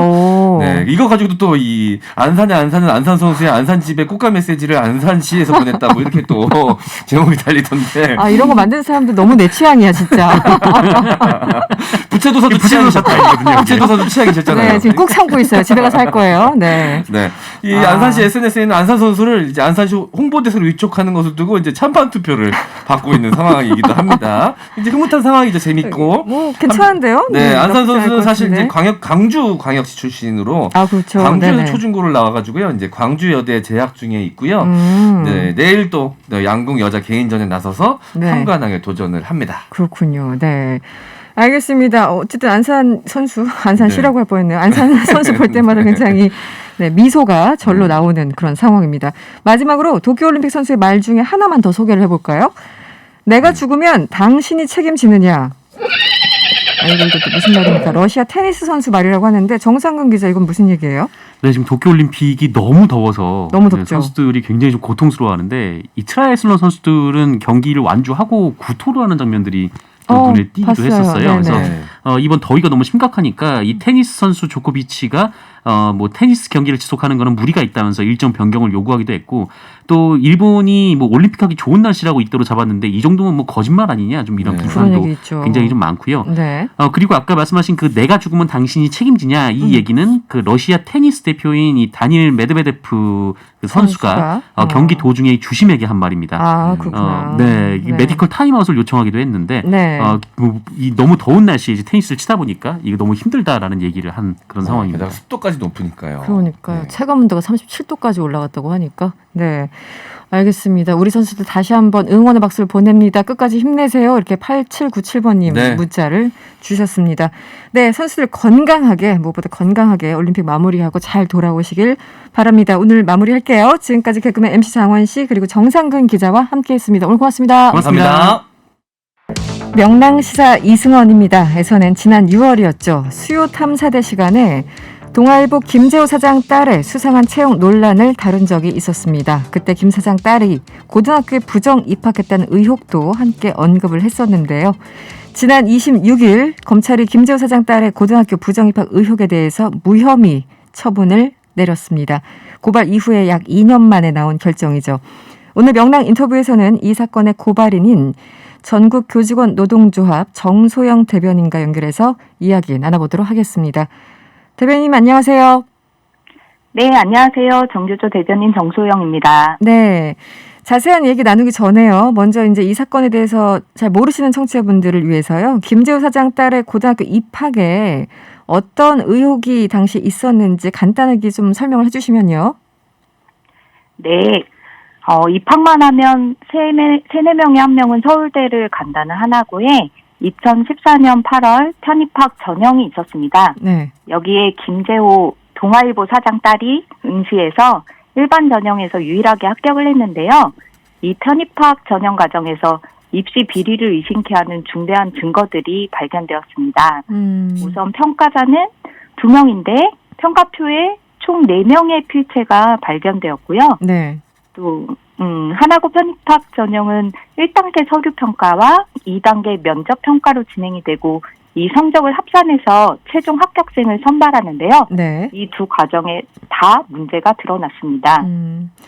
면접 점수에서 유일하게 김 사장 딸이 점수가 1점 더 상향되었고요. 서류 평가 점수도 자의적이었고요.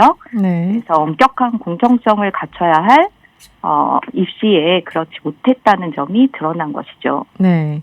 이제 크게 두 가지 문제가 있었군요. 어쨌든 이제 2명이 심사를 받는데 4명의 필체가 발견됐다라는 것과 크게는 또 하나는 서류 면접 합산해서 점수를 매기는데 어쨌든 그 점수가 뭔가 합리적이지 않았다, 논리적이지 않았다 이런 얘기인데 먼저 하나하나 좀 여쭤볼게요, 대변인님.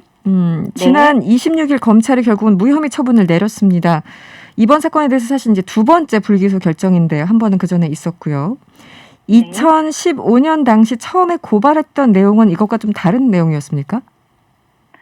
2015년에 이제 서울시 교육청에서 하나고 입시에 대해서 특별 감사를 했는데요. 네. 당시 신입생 입학 전형과 편입생 전형에서 중대한 문제가 있었던 게 감사 결과 드러났고요. 이를 토대로 서울시 교육청이 하나고를 서울 서부지검에 고발을 했어요. 네. 네, 당시에는 2011년에서 13년 사이에 신입학 전형에서 약 90명의 성적 조작이 드러났고요. 또 김 사장 딸이 합격한 네. 2014년 편입학 전형에서도 점수 부여의 문제가 드러났습니다. 그런데도 검찰은 기초적인 수사조차 하지 않고 네. 학교 측의 주장을 그대로 받아쓴 것과 마찬가지의 내용으로 불기소 처분을 내렸습니다. 네, 성적 조작은 있었는데 네. 처벌받은 사람은 아무도 없는 것이었죠. 성적 조작까지는 뭐 일종 확인된 내용인 건가요? 네, 감사 결과에서는 확인되었는데 감사에서 네네. 예. 근데 검찰에서 당시 적극적으로 수사하지 않았습니다. 그렇군요. 그래서 당시 불기소 그때는 이제 서울시 교육청에서 고발을 한 사건. 그런데 예, 불기소됐고 그럼에도 불구하고 당시 이제 무혐의 처분이 나왔으면 왠지 끝났을 것 같은데 2019년에 다시 고발하게 된 이유는 뭔가요? 그 2014년 편입학 전형에서 추가적으로 결정적인 증거가 확보되었는데요. 네네. 내신 부여에 있어서 평가표상에 모순이 있었고 또 동아일보 사장 딸이 본인의 내신 성적이 안 좋았다고 고백을 했는데도 최고점을 받은 점, 또 결정적으로 평가위원 2명인데 네. 평가표에서는 4명의 필체가 발견되는 점, 네. 이거는 평가위원 외에 제3자 개입이 있었다는 중대한 증거여서요. 네. 추가 고발하게 되었습니다. 네. 지금 하나하나 조금 더 이제 여쭤볼게요. 면접 평가 점수가 아까 그 서류와 면접을 합산해서 점수를 매긴다고 하셨는데 면접 평가 점수가 뒤바뀐 거죠? 네. 네. 면접관들의 채점 점수와 최종적인 이 심사 현황 점수가 달랐다라는 건데 이걸 좀 자세히 설명을 해주시면요. 네. 거기 엑셀표에는 채점 점수랑 심사 현황 점수가 있는데요. 네. 채점 점수를 심사 현황 점수로 환산하는 거는 애초에 평가 계획에는 없는 것입니다. 네. 쉽게 말해서 축구 경기 중에 룰이 바뀌는 것과 마찬가지로 계획이 바뀐 것이죠.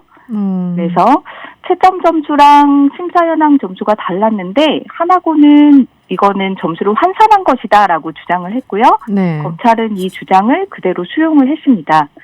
후에 이제 학교 측은 추후 환산 기준을 제출했는데요. 네. 학교 측의 주장을 그대로 인정하더라도 동아일보 사장 딸만 유일하게 1점이 더 상향이 되었습니다.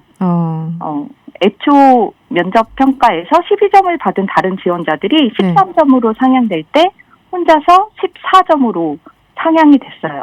다른 지원자에 비해 1점의 이득을 보았습니다. 네. 그러니까 굳이 뭐 채점 점수에서 이 심사 현황 점수로 환산하는 것도 이해가 안 가지만 그걸 인정한다고 하더라도 유일하게 1점 더 올랐다. 김 사장의 딸만 거기에 대해서 이제 문제 제기를 했는데 검찰은 문제가 없다라고 이번에 판단을 내린 거네요. 네네.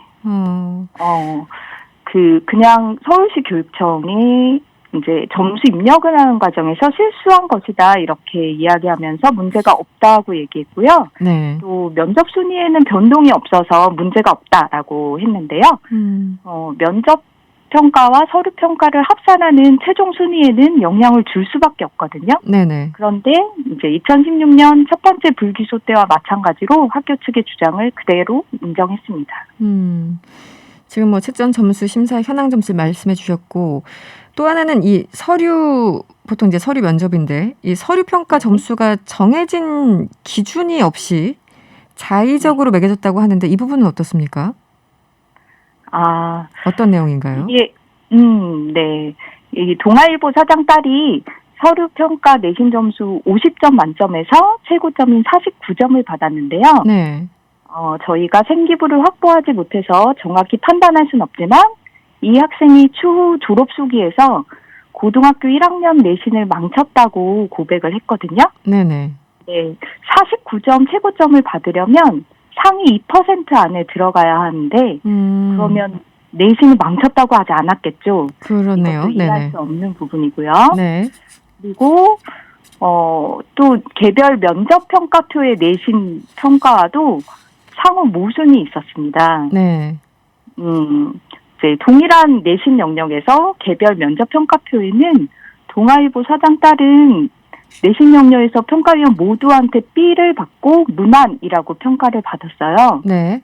그런데 그때 떨어진 다른 학생은 내신 영역에서 평가위원 모두에게 A를 받고 매우 우수로 평가를 받았는데요. 네. 서류평가 내신 점수는 46점을 받았습니다. 근데 그 46점을 받은 학생은 당시 재학 중인 고등학교에서 1학년 1학기 정규 1등을 한 학생이에요.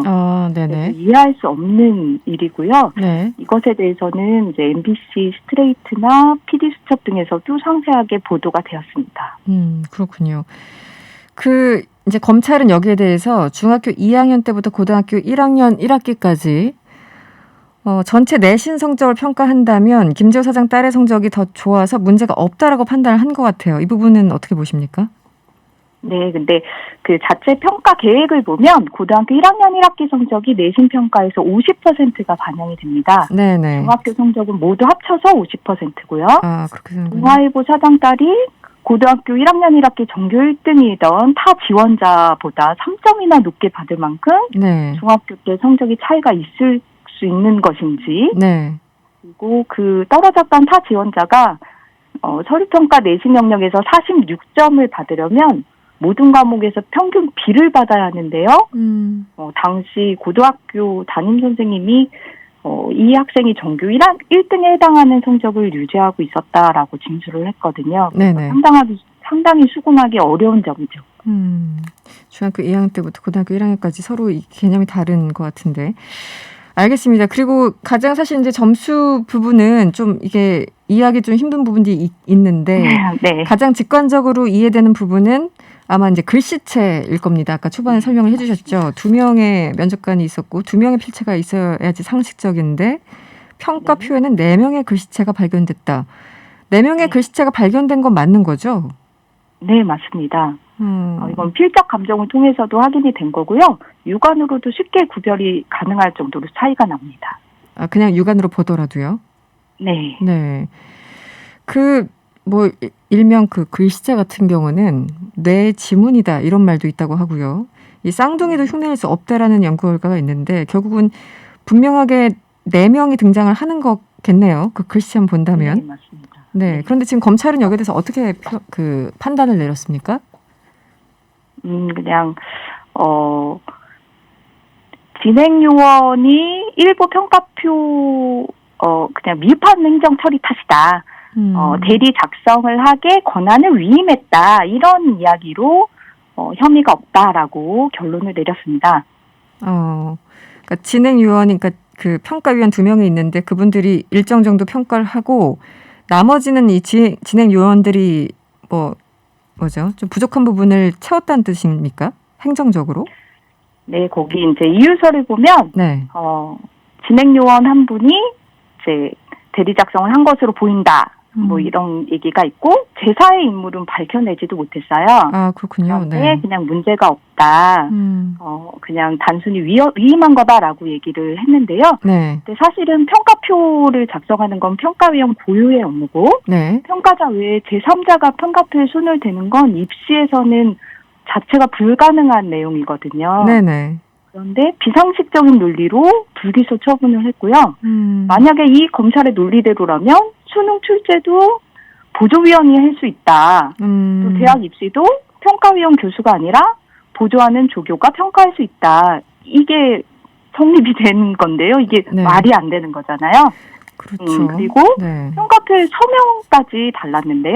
네. 서명을 하는 이유는 본인이 한 걸 확인하는 거잖아요. 그렇죠. 네. 네. 그런데 서명까지 대필하는 것이 문제가 없다. 이게 정말 가능한 결론인지 되묻고 싶습니다.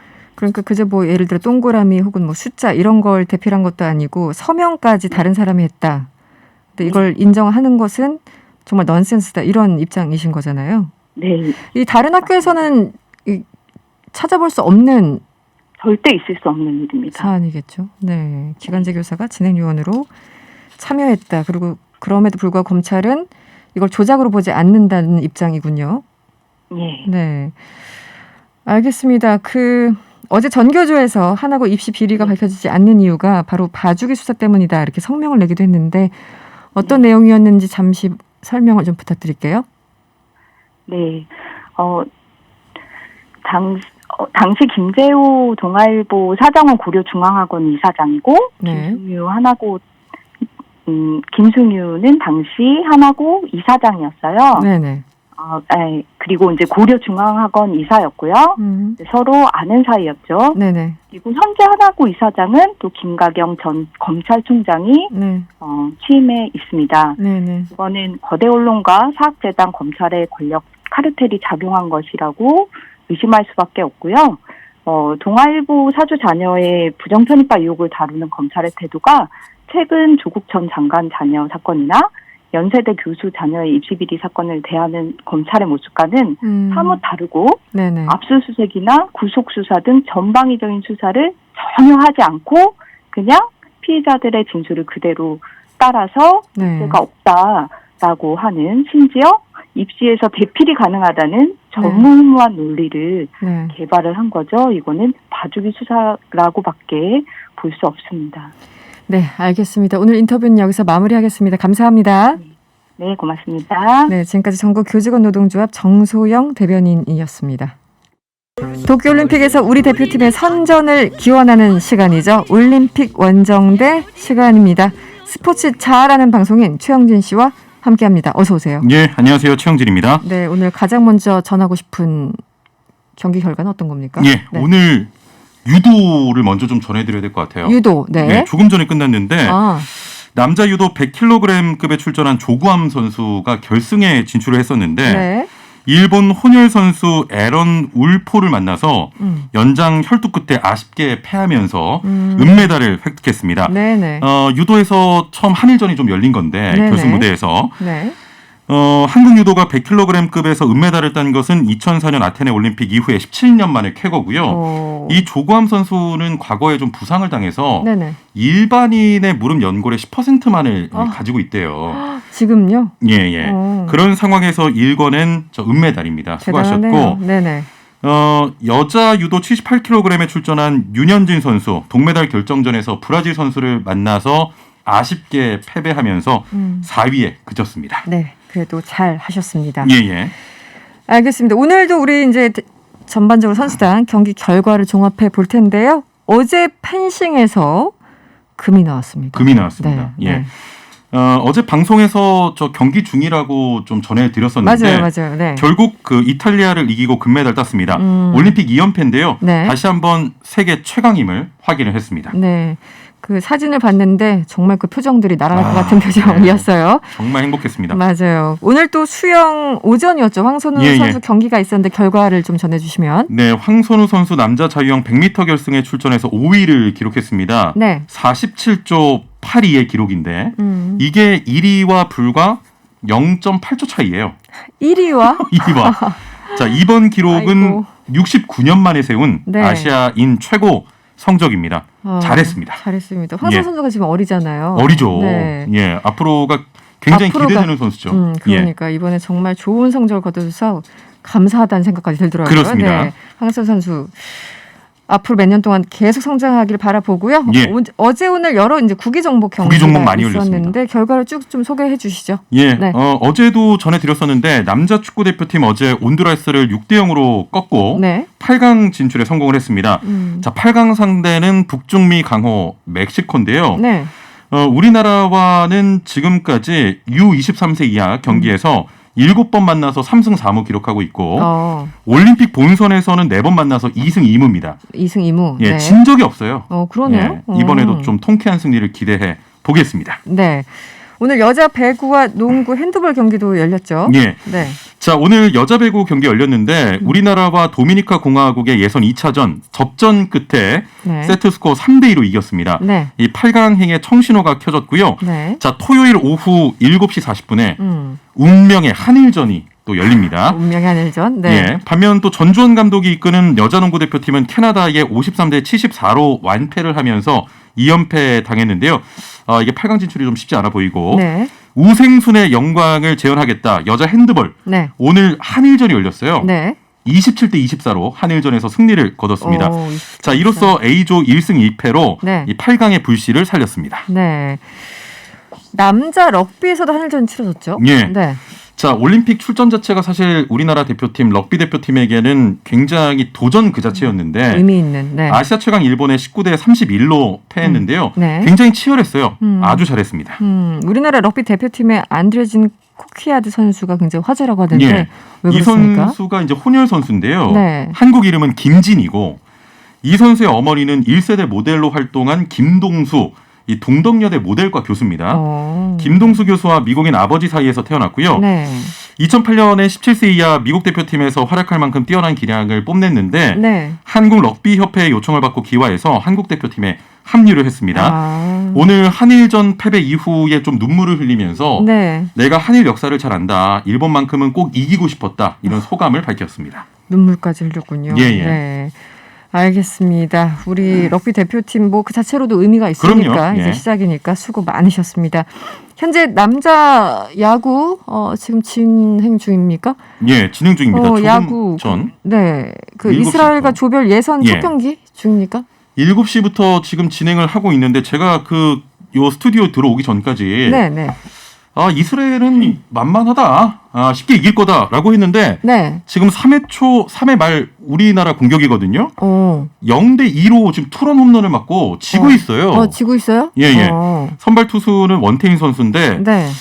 이게 대본에 이스라엘 최악자로 평가받는 팀이라서 쉽게 이긴다 이렇게 적었는데 지금 지고 있습니다. 네, 이 얘기까지 하고 말았다. 네. 하지만 이길 거예요. 예, 이길 네, 거고요. 이길 거니까. 네. 사실 도쿄올림픽 개막 전에 그 외신들이 우리나라 팀을 평가할 때 네. 이번 도쿄올림픽에서 한국은 금메달 10개 딸 것이고 야구와 축구는 메달을 못 딸 것이다 이렇게 전망을 했는데요. 네. 이게 잘못된 판단이었으면 좋겠는데 그렇게 될 수도 그렇게 되겠죠. 네, 기다려봐야 됩니다. 네, 이길 겁니다. 네, 끝날 때까지 끝난 게 아닙니다. 예. 네. 우리 야구 대표팀 13년 만에 우승을 노린다 함께 응원을 하겠고요. 그 외 경기 결과는 어땠어요? 자, 남자 양궁 오진혁 선수 32강에서 탈락했습니다. 김재덕 선수가 탈락을 했었는데 이제 김우진 선수만 살아남았거든요. 김우진 선수 16강에 진출해 있고요. 여자 양궁 대표팀은 전날 장민희 선수가 32강에서 탈락한 가운데 강채영 안산 선수가 16강에 올랐습니다. 네. 여자 양궁 내일, 네. 남자 양궁은 모레 금메달을 향한 최종 경기를 치르고요. 좀 아쉬운 게 한국 탁구입니다. 네. 이번 도쿄 대회에서 남녀 단식과 혼합복싱 모두 8강 문턱을 넘지 못하면서 아쉽게도 다음 대회를 기약하게 됐습니다. 그렇죠. 탁구에 기대를 많이 하신 분들 계실 텐데. 예, 예. 알겠습니다. 어쨌든 건강하게 마무리 잘 했으면 좋겠다는 예. 생각 들고요. 다음 소식으로 넘어갈게요. 이번 대회에서 최고의 활약을 펼칠 것으로 기대됐던 체조의 시몬 바일스가 대회 도중에 기권 선언했어요. 예, 이 네네. 선수가 체조 역사상 가장 뛰어난 선수라는 평가를 받아온 선수입니다. 미국의 바일스 선수인데요. 네. 경기 중에 기권을 선언했습니다. 이번 대회 무려 6관왕 후보에 올랐는데 네. 바일스가 기권 후에 이렇게 말했어요. 때때로 어깨에 온 세상의 짐을 진 것처럼 느껴진다. 가끔은 너무 힘들다. 올림픽은 장난이 아니니까라고 밝혔습니다. 좀 부담감이 심했던 것으로 보입니다. 네. 6관왕 후보였어요. 6관왕 후보예요. 그런데 얼마나 힘들었으면 이렇게 예. 기권까지 했을까 싶기도 하고 엄청나게 이제 스트레스 선수들마다 그 또 있잖아요. 패턴이 굉장히 그럼요. 힘든 시기가 있는데 예. 아마 그 순간이 아닌가 싶기도 하고 그럼에도 불구하고 이 올림픽에 그렇다면 출전한 이유가 따로 있었을 것 같기도 따로 있어요. 한데 어떻습니까? 이런 부담감을 떨쳐내고도 출전한 이유는 이게 CNN의 보도인데요. 네. 메달이 더 필요 없는 바일스가 올림픽에 복귀한 건 훨씬 더 영향력 있는 무언가를 위해서였다고 전했습니다. 네. 지난 2018년 미국을 충격에 빠뜨린 사건이 하나 있었는데요. 네. 체조 주치 레리 나사르의 성폭력 사건 뒤 네네. 처음 열린 올림픽이었기 때문인데요. 이 주치 레리 나사르는요. 선수 등 여성 260여 명을 상대로 성범죄를 저지른 혐의로 징역형을 지금 선고받았습니다. 그렇죠. 네. 자, CNN에 따르면 바일스는 미 MBC와 인터뷰에서 나사르의 성폭력으로부터 살아남은 누군가는 사회에 목소리를 내고 잘못된 것을 바꿔야 한다고 생각했다고 털어놓았습니다. 체조계에서 좀 영향력을 발휘하고 목소리를 내기 위해서 출전을 감행한 것이고요. 이런 소식이 전해지자 누리꾼들 사이에서는 이 포기하는 것도 대단한 용기다. 네. 바일스를 응원하는 글들이 올라오고 있습니다. 네. 저도 응원합니다. 이 사건 워낙 큰 사건이어가지고. 예, 그럼요. 마지막으로 짧게 예. 이 도쿄올림픽 위생 문제가 또 논란이 되고 있습니까? 그렇습니다. 지금 네. 위생 문제. 하키 경기장에서 바퀴벌레가 기어가는 모습이 저 중계 카메라에 포착되면서 네. 위생 관리에 대한 문제점 지적되고 있는데요. 네. 누리꾼들은 왜 우리가 스포츠 말고 바퀴벌레를 보고 있어야 되냐? 네. 하키 경기가 화장실에서 벌어지는지 몰랐다 이런 반응 보이고 있어요. 트라이애슬론 같은 경우는 그 선수들이 수영도 해야 되는데 이게 똥물에서 수영한 거 아니냐 이런 또 위생 네. 문제가 대두가 되고 있습니다. 불만들이 계속 나오는 것 같아요. 예, 네네. 여러모로 참 논란이 많은 이번 올림픽인 것 같습니다. 알겠습니다. 올림픽 원정대 오늘은 여기서 마무리하겠습니다. 오늘 방송인 최영진 씨와 함께했습니다. 오늘 고맙습니다. 예, 감사합니다. 네, 명랑시사 저희들이 준비한 내용은 여기까지입니다. 저희는 내일 저녁 6시 10분에 다시 찾아오겠습니다. 편안한 저녁 되시고요. 지금까지 이승원이었습니다.